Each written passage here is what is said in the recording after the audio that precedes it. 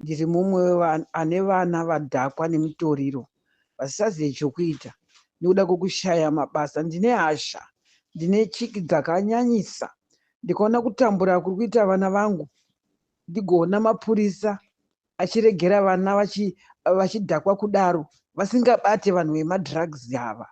Mwoyo wangu uri kushungurudzika kuti polisi inenge yakamirira zvipi. Saka Geza Revolution, ndifunga kuti madhiragisi achazoonekwa futi munyika. Tiri kuramba, ngatijoinanei namabhunu uyu naGeza Revolution yedu. Mwari vanotisvitsa kumberi. This is the right time for God to act, kuti tisunungurwe mukati menyika yedu, vana vedu vasunungurwe, coming generation iite zvinhu zvino ichiwana nyika ine mabasa. Zvese zviri kuitwa naAgeza izvi zviri kuitirwa vachazouya nenew generation iyi, nevazukuru vevazukuru vedu, kuti vagonewo nyika yakanaka. Vedu wee, murume mukuru saizi yaAgeza, just imagine kuti how old is he? Why is he fighting? He's fighting for peace. He's fighting for us, kuti tive vanhu vanosetla zvakanaka murunyararo nemurugare, pasina huori huri kuitwa nenyika, kuparadzwa kuri kuitwa nyika ukuku ichimorwa nezvigananda. Zvakarwadza Ageza nesaizi yavo yavari. Tikarega kuvatsigira hatisi vanhu. Ngatitsigirei Ageza, nekuti tine vana vari kudhakwa, asi mutemo urimo munyika, mutemo uri useless, mutemo usina ari kuteedza, usina kuti unogadziriswa sei. Zvimadhiragisi zvapinda munyika zvadai kutekeshera kuti vana vedu vashaye kuziva kuti ndogeza here. Vakutorarama sevanhu vanopenga, vatopengeswa nezvinhu zviri kudyiwa muZimbabwe. Ngatisimukei vese vari muSouth Africa, Pretoria, takananga Pretoria paembassy, paPretoria paembassy. Ipapo tine kodzero dzedu dzekupengera nyika kuti yanetsa nehuori. Ngaabve, ngaabve, ngaabve, dambudzo ngaabve, dambudzo hatichada. Kwaendesa nyika hakusiko. Ezvinokutungamidza vana vake, kutungamidza hama dzake, vese vamutenderedza, vese ivava ndevake vari kupa mari kuti vamutsigire. Zvino ndiri kuti vanhu wee, mari inopera, upenyu haupere. Hunoda kunaka, upenyu ngahunakire vazukuru vedu, upenyu ngahunakire hama dzedu, upenyu ngahutinakire. Upenyu hwekupuwa mari kuti nyarara izvi nditsigire, upenyu here ihwo munyika yeZimbabwe? Upenyu hwokuti tsigirai huori?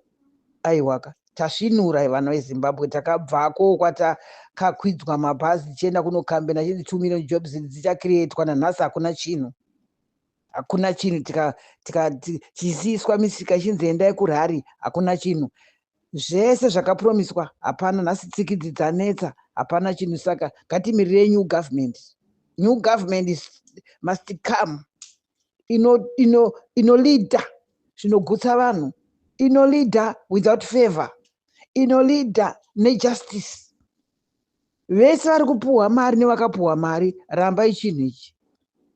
Rambai chinhu chamuri kuitiswa icho. Muri kuitiswa kuti iye apfume kupinda imimi. Imi amupiwa ishoma pane yaari kuita iye nemhuri yake nehama dzake.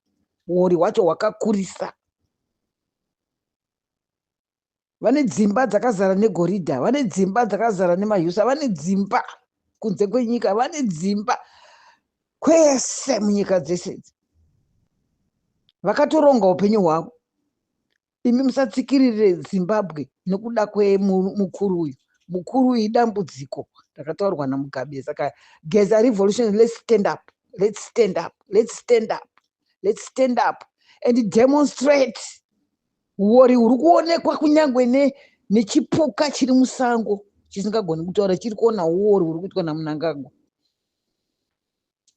Bofu charo risina maziso riri kutoona zviri kuitwa naMnangagwa. Zvino tisaitwe zvituta vana veZimbabwe, macitizens. Idyai mari, rambai kutsigira munhu, idyai mari, rambai kutsigira munhu. Takaipiwa mari iyi mazuva ekukambena, tichipiwa. Ezvino tiri kuipiwa here? Kwese kumaruwa kwese kuno kwatiri hatisi kupiwa mari yese iyi yataipiwa mazuva ekambeni. Hatichaipiwa. Kana kambeni yazova pa2030 akuda futi kuzotipa mari futi. Torarama tichidaro so nyika isina mabasa hazviite. Mvura mutepa hamuna hazviite. Mutepa hamuna mvura. Tsikidzi dzirimo mumasiweji umu dziri kupinda mutsoka dzevanhu dzichienda kumba uko dzichinojenereta tsikidzi. Chii chakadaro ichocho? Nyika isina mabasa makaiwana kupi? Zvipatara zvisina mushonga makazviona kupi?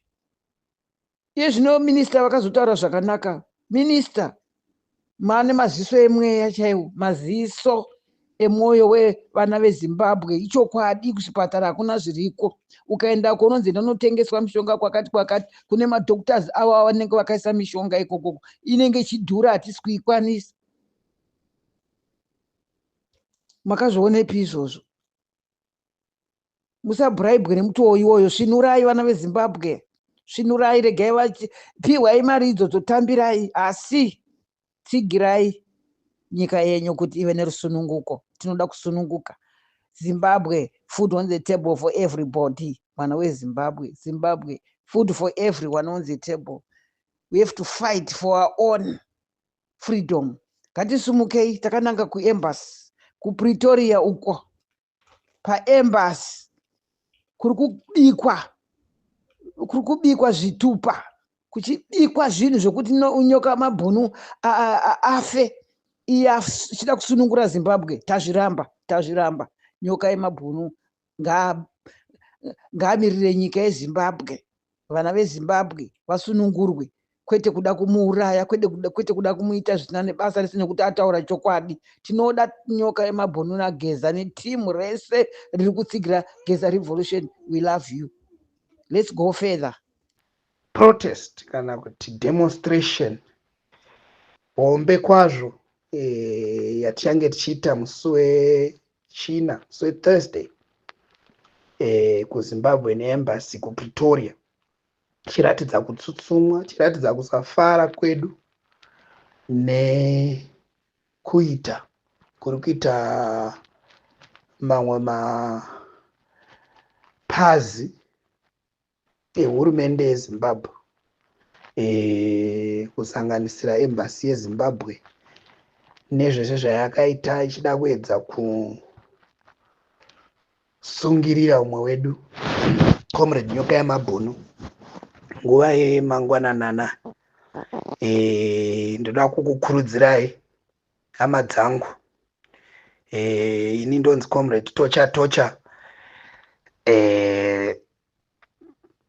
Mwoyo wangu unorwadza zvakanyanya ndichiona vana veZimbabwe vachishungurudzika munyika dzavari kurarama vari. Munoziva kurarama munyika isiri yako kwakaoma. Kurarama munyika isiri yako kwakagozha. Unoti kana ukaenda kumba ukasvika ukaona mhuri wotenda Mwari, mangwana ukamuka ukadzokera zvekumba ukaona mhuri ukavigira chikafu wotenda Mwari. Ndokunge mhuri iri pauri. Kana mhuri isiri pauri zvakaoma. Vana veZimbabwe zvakagozha.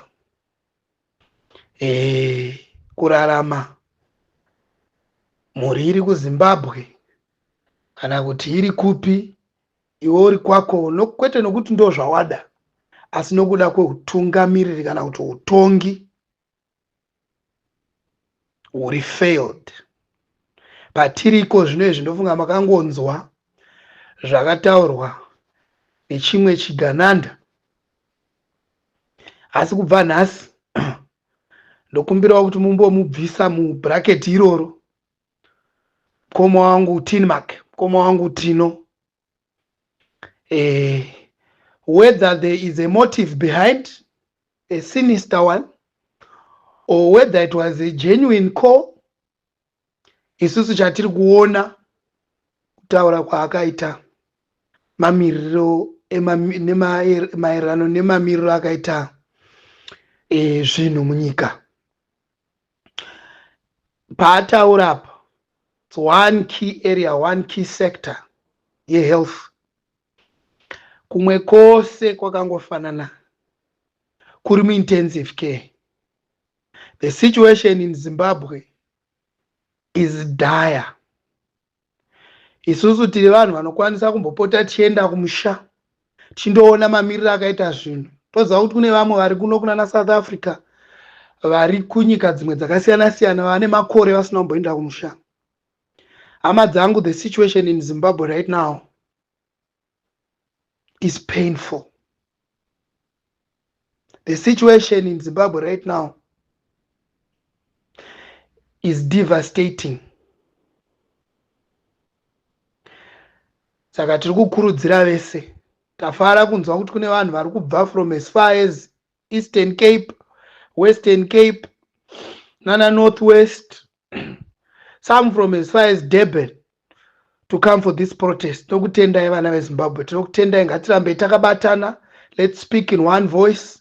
Tichiramba chingotenda zvekare hurumende yeSouth Africa nerudo rwayaratidza nesupport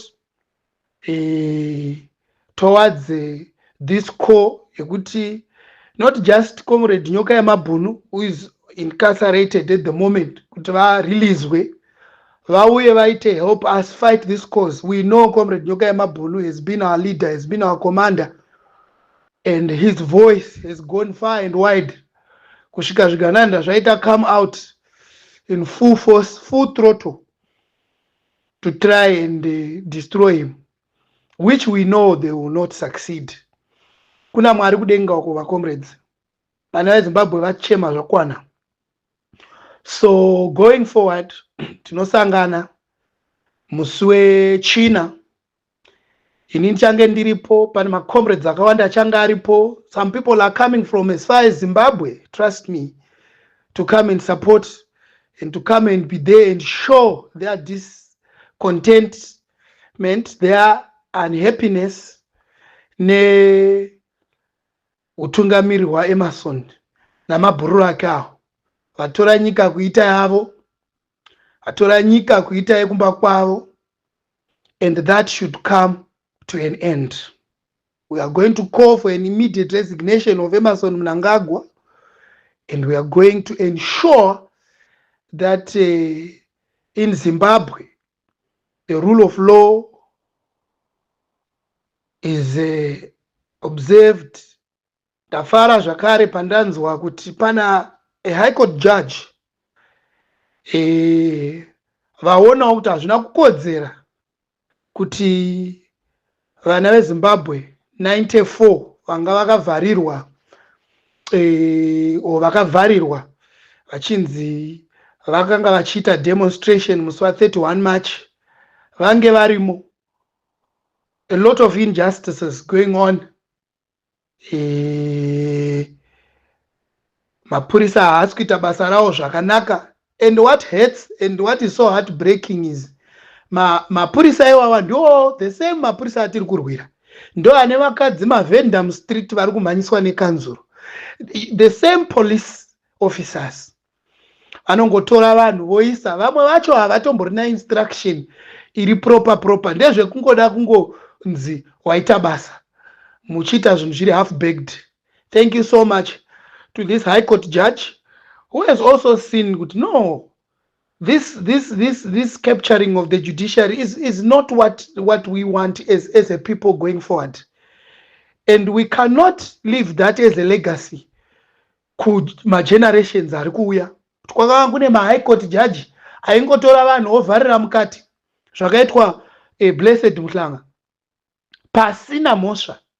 We want to call for an end to all this nonsense, and we will call for an end to all this misrule. Saka tinoda kukutendai vana veZimbabwe, ngatirambe tinamatira Comrade Nyoka Yamabhunu, ngatirambe tinamatira Blessed Muhlanga, ngatirambe tinamatira the 94 vese who are in custody vasina mhosva dzavakapara, just because they've decided to stand against tyranny.